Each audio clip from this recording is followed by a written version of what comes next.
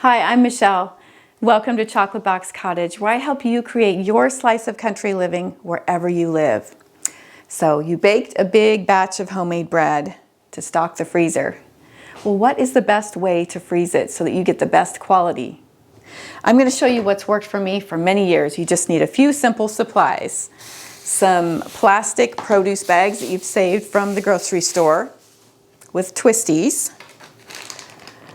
2-gallon size Ziploc bags like this, and a Sharpie.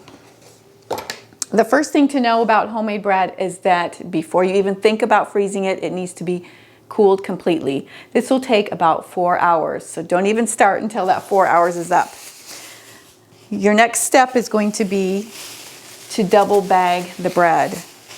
Double bagging gives your bread the extra protection that it needs in the freezer so that it will not develop frost crystals and will retain its delicious homemade fresh baked flavor that you worked so hard to achieve. So these big 2-gallon size Ziploc bags will fit 2 loaves of homemade bread. I've noticed that the 1-gallon size bags don't fit a plump loaf of homemade bread, but the 2-gallon size bags will fit 2 loaves. So get 2 loaves in there and do your best to remove the extra air just by gently hugging the bag.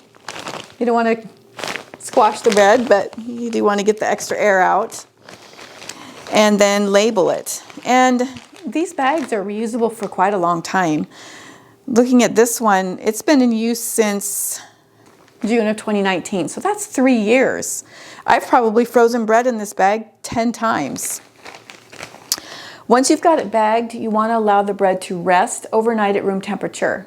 This allows the starches inside the bread to finish the gelatinizing process and prevents frost crystals from forming inside your bread, which really ruin the texture. So let it sit at room temperature, out of sunlight. If you have to, throw a towel over it to protect it. You don't want any condensation forming inside the bag. And then once it has had its rest, then you can freeze it.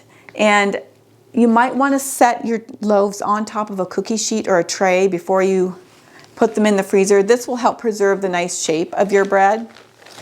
And homemade bread will freeze really nicely for 3 months. And you can just pull out one individual loaf at a time and thaw it. It takes about 4 hours at room temperature to thaw. Or you can, if you prefer, if you've got a lot of sandwich making teenagers in the house, you can slice a loaf before you freeze it. So use a nice long sharp serrated knife and just slice it like you would for toast or sandwiches,